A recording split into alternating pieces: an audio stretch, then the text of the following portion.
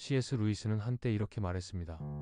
우리는 하나님께서 우리를 위해 최선을 행하실 것이라는 사실을 의심하는 것이 아니라 그 최선이 얼마나 고통스러울지 궁금해한다고 말입니다. 당신은 외로움의 압도적인 무게에 눌려본 적이 있습니까? 그리고 왜 하나님께서 당신을 고립 속에 두시는지 질문해 본 적이 있습니까? 이는 매우 낙심될 수 있습니다. 특히 하나님께서 당신을 그 위치에 두셨고 당신의 고통을 깊이 이해하고 계신다는 것을 알게 될 때 더 그렇습니다. 그러나 루이스는 하나님의 우리에 대한 작업을 예술가가 걸작을 조각하는 것에 비유하며 또는 집주인이 집을 개조하는 것에 비유합니다. 그는 우리의 모든 결점과 결함을 고치시며 모든 고통스러운 변화를 더 높은 목적을 위해 새롭게 조직하십니다. 절망하지 마십시오. 당신은 지금 당신의 삶의 이 순간에 정확히 있어야 할 자리에 있습니다. 하나님의 거대한 설계의 중심에 말입니다. 저와 함께 하시면서 하나님의 정교한 계획을 이해하고 그것이 어떻게 우리를 진정한 자아로 형성하는지에 대해 더 깊이 탐구해 봅시다. 이 메시지가 공감되신다면 좋아요를 눌러주시고 댓글로 여러분의 생각을 나눠주세요. 가족과 친구들이 당신을 떠난 적이 있습니까? 심지어 절대 등을 돌릴 것 같지 않던 사람들조차 당신을 떠난 적이 있습니까?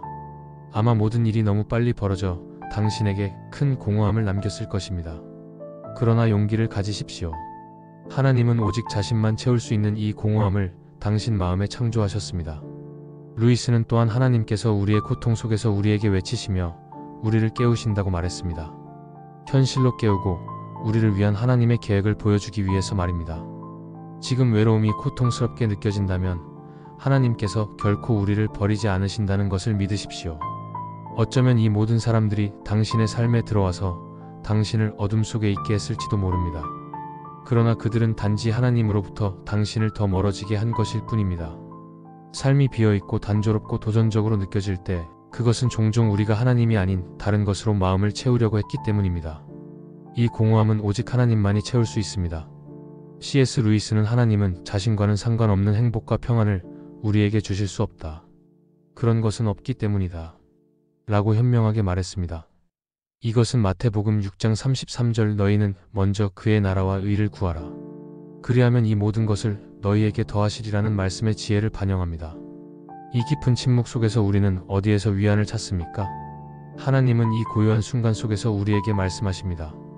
요한계시록 3장 20절은 보라 내가 문 밖에 서서 두드리노니 누구든지 내 음성을 듣고 문을 열면 내가 그에게로 들어가 그와 함께 먹고 그는 나와 함께 먹으리라고 아름답게 묘사합니다. 감사합니다. 예수님. 이라는 말이 나오지 않나요? 외로움과 무가치함의 깊은 순간을 생각해 보십시오. 이는 하나님께서 당신의 공허함을 채우기 위해 당신을 초대하시는 순간이 아닐까요? 루이스는 또한 이렇게 말했습니다. 기독교인은 하나님께서 우리가 착하기 때문에 우리를 사랑하신다고 생각하지 않는다. 대신 하나님께서 우리를 사랑하시기 때문에 우리를 착하게 만드신다. 우리의 외로움과 공허함을 인식하는 것은 하나님께서 자신의 임재로 우리를 채우실 수 있도록 하는 것입니다. 그분께 당신의 마음을 열고 그분의 사랑과 은혜가 당신의 존재 모든 구석구석을 채우도록 하십시오. 결국 오직 하나님을 통해서만 우리는 진정한 충만함과 평화를 찾을 수 있습니다. 빌립보서 4장 19절은 이렇게 보증합니다. 나의 하나님이 그리스도 예수 안에서 영광 가운데 그분의 풍성한 대로 너희 모든 필요를 채우시리라. 이 약속은 우리 삶에서 종종 느껴지는 그 공허함, 오직 하나님만 채울 수 있는 공허함에 직접적으로 말하고 있습니다. 때로 하나님께서 우리를 고독한 장소로 이끄시는 순간이 있습니다. 이는 우리를 고립시키기 위함이 아니라 우리를 그분께 더 가까이 끌어당기기 위함입니다. 이러한 고독의 순간에 당신은 잊히지 않았음을 기억하십시오. 히브리서 13장 5절은 내가 결코 너희를 떠나지 아니하고 너희를 버리지 아니하리라는 이 보증을 반복합니다. C.S. 루이스의 위로의 말을 숙고하십시오. 그는 이렇게 썼습니다. 우리는 하나님을 무시할 수 있지만 어디에서도 하나님의 임재를 피할 수 없습니다. 세상은 그분으로 가득 차 있습니다. 그분은 어디에서나 익명으로 걸으십니다.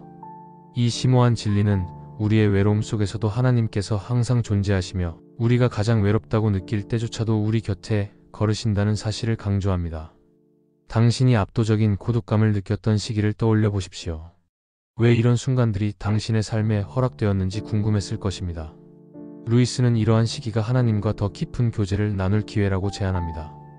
이는 예수님께서 홀로 물러나 기도하시던 것과 유사합니다. 그는 우리의 외로움의 순간들이 변화적일 수 있으며 하나님의 목소리를 더 명확하고 친밀하게 들을 수 있도록 해준다고 주장합니다. 이러한 조용한 시간 속에서 스스로에게 물어보십시오. 나는 세상의 소음이 하나님의 부르심을 묻히게 하고 있는가? 나는 하나님께서 나를 찾으시는 만큼 간절히 그분을 찾고 있는가? 우리의 바쁜 삶 속에서 사람들과 활동으로 둘러싸여 있으면서도 여전히 깊이 외롭다고 느낄 수 있습니다.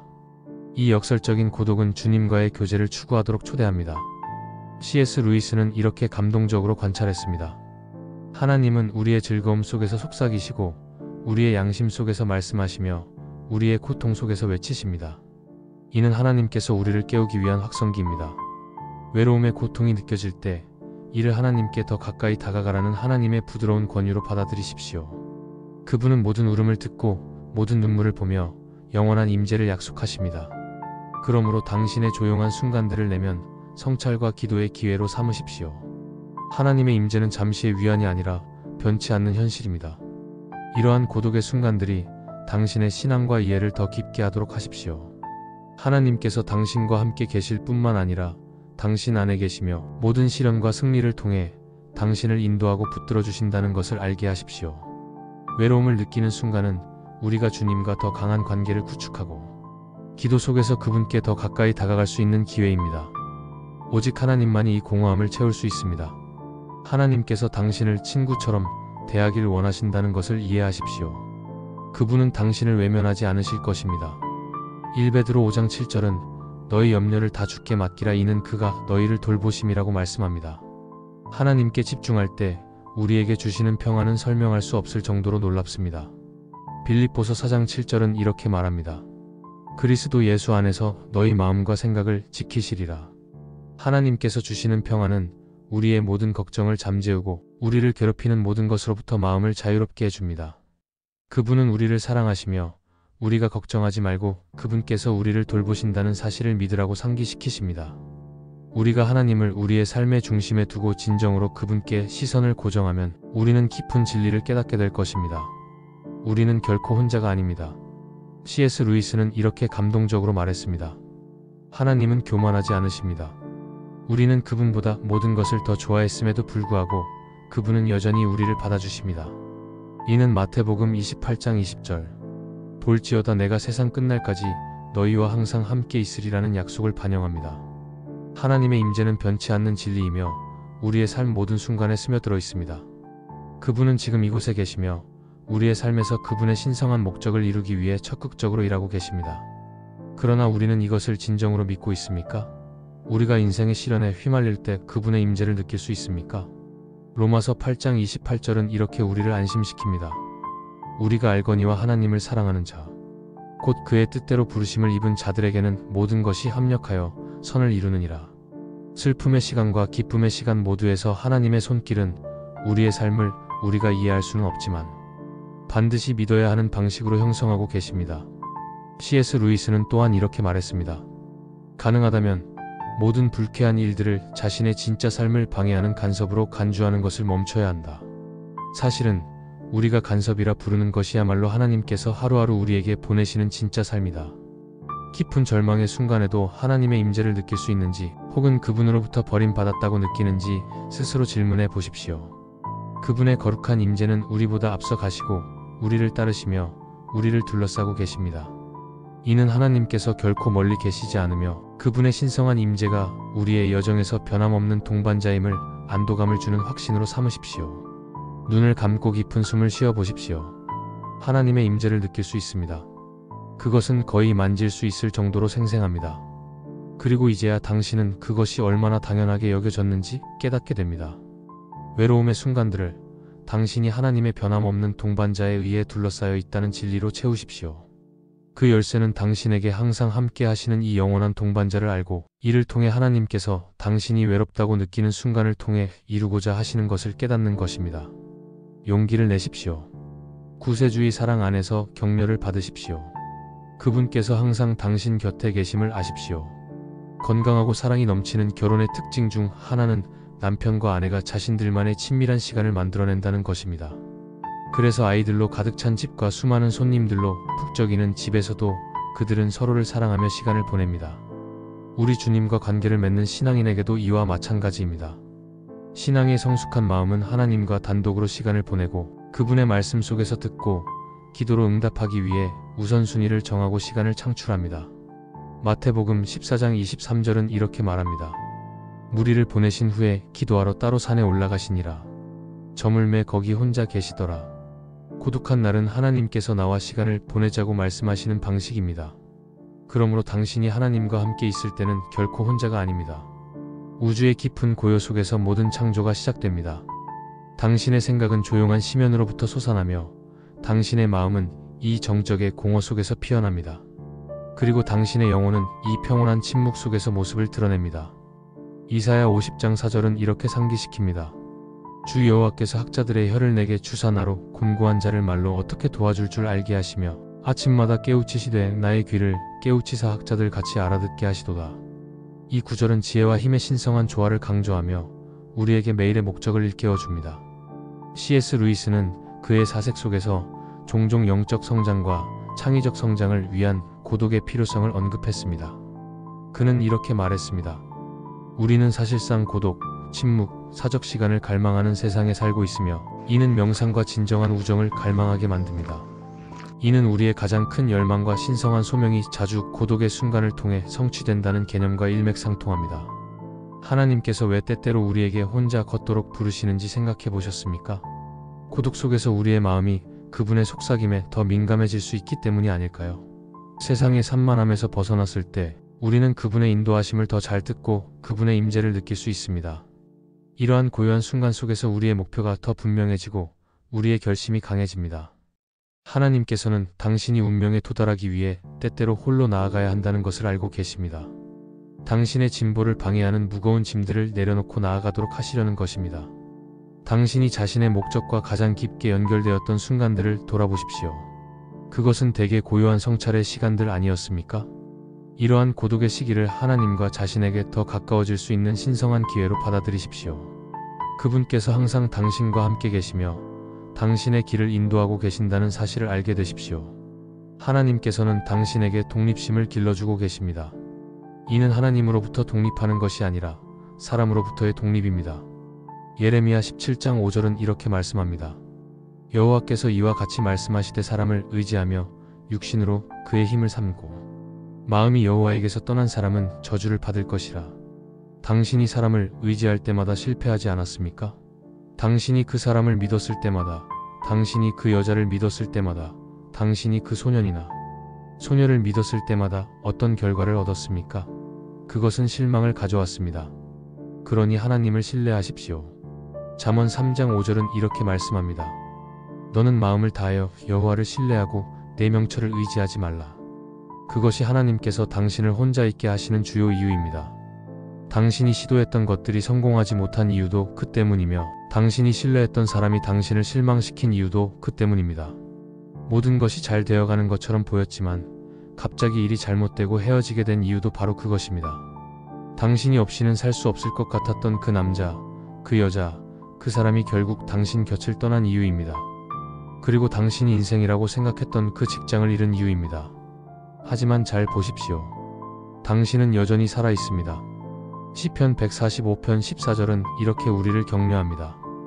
여호와께서는 모든 넘어지는 자들을 붙드시며 비굴한 자들을 일으키시는도다.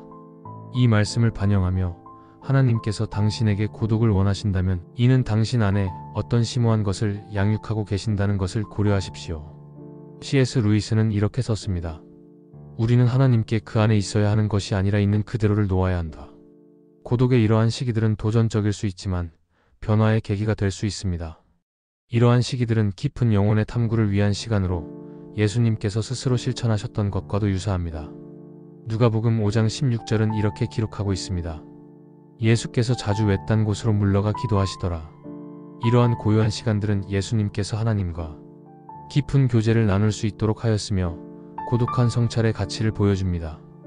사람들이 당신의 삶에서 떠나는 것은 반드시 당신이 잘못한 것을 반영하는 것이 아닙니다.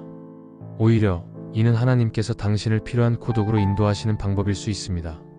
C.S. 루이스는 이렇게 통찰력 있게 말했습니다. 하나님은 우리의 즐거움 속에서 속삭이시고 양심 속에서 말씀하시며 고통 속에서 외치십니다.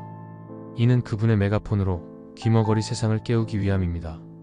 이러한 고독은 하나님의 신성한 목적을 위해 당신을 분리시키는 신호일 수 있으며 더 큰 것을 위한 준비 과정일 수 있습니다.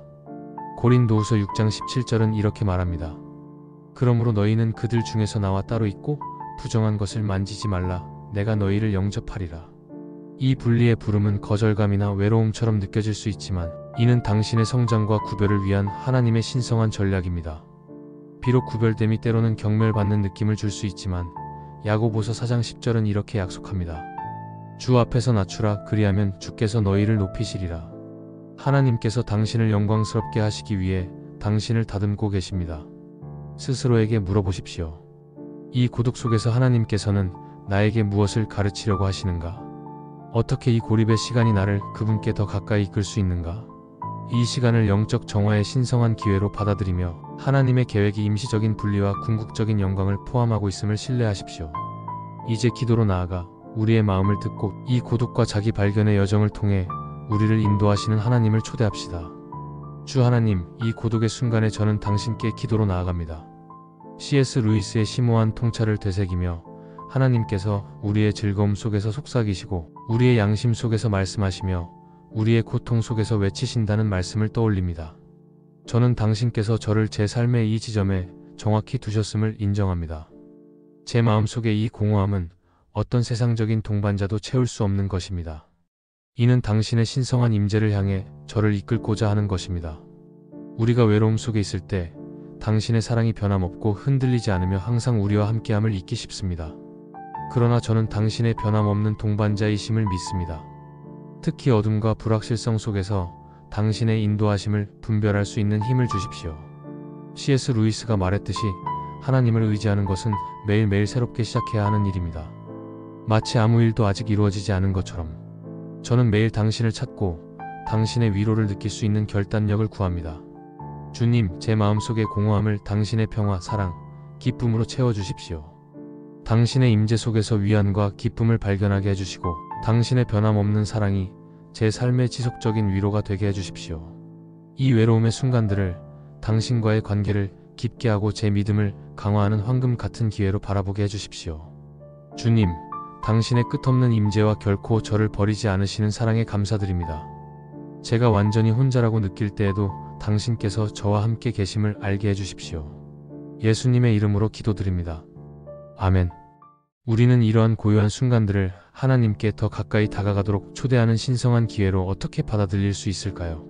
또한 신앙과 고독의 어려움을 직접 겪었던 C.S. 루이스의 지혜가 하나님의 변함없는 임재 속에서 평안을 찾는 데 있어 우리에게 어떻게 영감을 줄 수 있을까요? C.S. 루이스는 이렇게 말했습니다.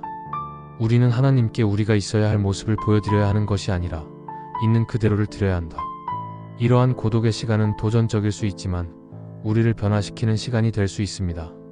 하나님께서 외로움이라는 상황을 통해 우리의 마음을 고요하게 하고 세상의 소음에서 벗어나 그분의 음성을 듣게 하시려는 것은 아닐까요? 고독의 시간은 우리가 우리의 깊은 소명에 대해 가장 연결되었다고 느낄 수 있는 시간일 수 있습니다. 하나님의 목소리를 들을 수 있는 고요함 속에서 우리의 목표가 분명해지고 우리의 신앙이 새로워질 수 있습니다. 이것은 예수님께서도 자주 실천하신 것입니다. 예수님께서는 많은 무리들 속에서도 자주 외딴 곳으로 물러가 기도하셨습니다. 하나님과의 깊은 교제를 위한 시간을 마련하는 것은 예수님께서 우리에게 보여주신 본보기입니다. 삶에서 중요한 사람이나 기회가 우리 곁을 떠날 때 그것은 반드시 우리가 잘못한 것이나 실패를 의미하는 것은 아닙니다.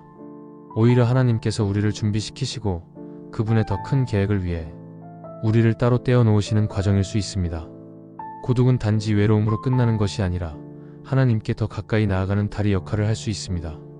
이러한 고독은 하나님께서 우리를 구별시키시고 우리의 신앙과 소명을 다듬으시는 도구로 작용할 수 있습니다. 하나님께서 고독의 시간들을 통해 우리를 정화하시고 우리로 하여금 그분의 음성을 더 명확히 듣게 하시려는 것임을 신뢰하십시오. 사람들과의 관계가 단절될 때 그것이 우리를 낮추고 하나님께 더 가까이 가도록 만드는 과정임을 깨달으십시오. 주님, 제가 외롭다고 느끼는 이 순간들을 당신과의 깊은 교제를 위한 기회로 받아들이게 해주십시오. 당신께서 제 삶을 정화하고 더 큰 계획을 위해 준비시키고 계심을 신뢰하게 해주십시오. C.S. 루이스는 이렇게 말했습니다. 우리는 방해라고 여기는 일이야말로 사실 하나님께서 우리에게 매일 주시는 진정한 삶이라는 것을 깨달아야 합니다. 이러한 관점에서 우리의 고독은 하나님께서 우리를 변화시키기 위해 주시는 실제 삶의 일부입니다. 우리가 외로움을 느끼는 순간 그것은 하나님의 음성을 듣고 그분의 뜻을 이해할 수 있는 특별한 기회가 됩니다. 하나님께서 당신에게 혼자 있는 시간을 주시는 이유는 단순한 고독 그 이상입니다. 이는 당신의 믿음을 새롭게 하고 하나님의 계획 안에서 당신의 역할을 명확히 하며 그분과 더 깊은 관계를 형성할 수 있는 기회입니다. 하나님은 당신의 외로움을 통해 당신을 그분의 신성한 목적을 위해 준비시키고 계십니다. 성경은 이를 뒷받침합니다. 고린도후서 6장 17절은 이렇게 말씀합니다. 그러므로 너희는 그들 중에서 나와 따로 있고 부정한 것을 만지지 말라. 내가 너희를 영접하리라. 하나님께서 우리를 따로 떼어 놓으실 때 우리는 종종 외로움이나 거절감처럼 느낄 수 있습니다. 하지만 이는 하나님께서 우리를 훈련시키고 더 큰 영광을 위해 준비시키시는 과정입니다. 야고보서 4장 10절은 이렇게 약속합니다. 주 앞에서 낮추라. 그리하면 주께서 너희를 높이시리라. 하나님은 우리가 겸손해질 때 우리를 높이실 것입니다. 이 고독의 시간은 우리로 하여금 하나님을 더 깊이 신뢰하게 하고 우리를 변화시키는 귀중한 기회로 사용됩니다. 고독 속에서 우리는 하나님의 음성을 더 선명하게 들을 수 있습니다. 이 시간은 하나님께 기도로 나아가고 그분의 인도하심을 구하며 우리의 믿음을 강화할 수 있는 시간입니다. 예수님께서도 때때로 사람들을 떠나 홀로 하나님께 기도하셨던 것처럼 우리의 고독도 하나님과의 관계를 강화하는 시간이 될 수 있습니다. 고독의 순간을 신성한 성찰의 시간으로 바라보십시오. 이러한 순간들은 하나님께서 당신을 변화시키고 계신다는 증거입니다. 당신의 삶에 계획된 하나님의 목적은 이러한 고독의 시간들을 통해 더 분명해질 것입니다. 주님, 제가 외로움과 고독의 시간 속에서도 당신의 뜻을 신뢰하고 당신의 음성을 듣고 당신께 더 가까이 나아갈 수 있는 기회로 삼게 해주십시오. 제가 이 시간을 당신과의 깊은 교제를 통해 성장하고 변화할 수 있는 시간으로 받아들일 수 있도록 도와주십시오. C.S. 루이스는 이렇게도 말했습니다. 우리가 고통 속에서 느끼는 외로움은 사실 하나님의 메가폰입니다. 이는 우리를 깨우고 하나님께 더 가까이 나아가게 만드는 도구입니다. 하나님께서는 때때로 우리를 외로움으로 인도하시어 우리의 주의를 끌고 우리가 세상적인 의지에서 벗어나 하나님께만 의지하도록 하십니다. 하나님께서는 당신이 스스로 서기를 원하십니다. 하지만 그 스스로 서는 것은 하나님으로부터 독립을 의미하지 않습니다. 그것은 세상과 사람에게 의지하지 않고 오직 하나님께 의지하는 법을 배우는 것입니다. 예레미야 17장 5절은 이렇게 말씀합니다. 여호와께서 이와 같이 말씀하시되 사람을 의지하며 육신으로 그의 힘을 삼고 마음이 여호와에게서 떠난 사람은 저주를 받을 것이라. 사람에게 의지할 때 당신은 실망과 좌절을 경험했을 것입니다. 하지만 하나님께 의지하면 그분은 당신을 결코 떠나지 않으십니다. 잠언 3장 5절은 이렇게 말씀합니다. 너는 마음을 다하여 여호와를 신뢰하고 내 명철을 의지하지 말라. 이것이 바로 하나님께서 때때로 당신의 삶에 고독을 허락하시는 이유입니다. 당신이 하나님께 온전히 의지할 수 있도록 하시기 위함입니다. 우리가 신뢰했던 사람들, 의지했던 것들이 우리를 떠날 때 이는 하나님께서 우리를 그분의 임재 속으로 이끌어들이시기 위한 과정일 수 있습니다. 하나님께서는 우리가 세상의 의지처에 너무 깊이 의존하지 않도록 하시며 그분의 뜻 안에서 우리를 온전히 채우기를 원하십니다. 우리가 세상적인 성공, 관계, 재물에 우리의 삶을 의지할 때 결국 그것들이 우리를 실망시킬 수밖에 없습니다. 그러나 하나님은 그렇지 않습니다. 하나님께서 우리의 공허함을 채우시고 우리의 삶을 풍성하게 하십니다. 그 사람이 떠났을 때, 그 일이 실패했을 때, 그 직장에서 잘렸을 때에도 하나님께서는 여전히 당신과 함께 계십니다. 당신의 인생에서 사람들이 떠나는 것은 당신이 잘못했기 때문이 아닙니다. 이는 하나님께서 당신을 그분의 목적과 계획을 위해 따로 떼어 놓으시는 과정입니다. 시편 145편 14절은 이렇게 말씀합니다. 여호와께서는 모든 넘어지는 자들을 붙드시며 비굴한 자들을 일으키시는도다. 하나님께서 당신의 모든 넘어짐과 약함 속에서 여전히 당신을 붙드시고 계신다는 것을 믿으십시오. C.S. 루이스는 이렇게 말했습니다. 우리는 하나님께 우리의 현재 상태를 있는 그대로 드려야 합니다. 우리가 마땅히 있어야 할 모습이 아니라 있는 그대로를 드려야 합니다. 이 말은 우리가 외로움과 고독의 시간 속에서도 하나님께 나아가야 함을 상기시켜 줍니다. 우리의 약함과 고통 속에서 하나님께 우리의 마음을 열고 그분의 임재를 초대하는 것이 우리의 믿음을 강화하는 과정입니다. 누가복음 5장 16절은 예수님께서 자주 외딴 곳으로 물러가 기도하셨음을 기록합니다. 이는 고독의 순간들이 하나님과의 깊은 교제를 위한 특별한 시간임을 보여줍니다. 사람들이 떠날 때 그것은 우리의 실패가 아니라 하나님의 신성한 계획임을 기억하십시오. 사람들이 당신의 삶에서 떠나는 것은 하나님께서 당신을 그분의 더 큰 계획으로 인도하시기 위한 방법일 수 있습니다. C.S. 루이스는 이렇게 말했습니다. 하나님은 우리의 기쁨 속에서 속삭이시고 우리의 양심 속에서 말씀하시며 우리의 고통 속에서 외치십니다. 이는 그분의 메가폰으로 우리의 귀를 열기 위해 사용됩니다.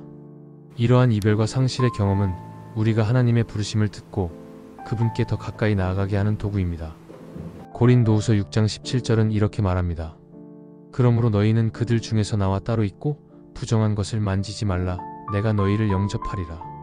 이 분리의 과정은 때로는 고통스럽고 외로움을 느끼게 하지만 이는 당신을 다듬고 구별하기 위한 하나님의 계획입니다. 비록 우리가 외로움 속에서 때로는 무시당하거나 버림받았다고 느낄지라도 야고보서 4장 10절은 이렇게 약속합니다. 주 앞에서 낮추라. 그리하면 주께서 너희를 높이시리라. 하나님께서는 우리의 겸손을 통해 우리를 준비시키시며 우리를 영광으로 이끄십니다. 그러므로 스스로에게 물어보십시오. 이 고독 속에서 하나님은 나에게 무엇을 가르치고 계실까?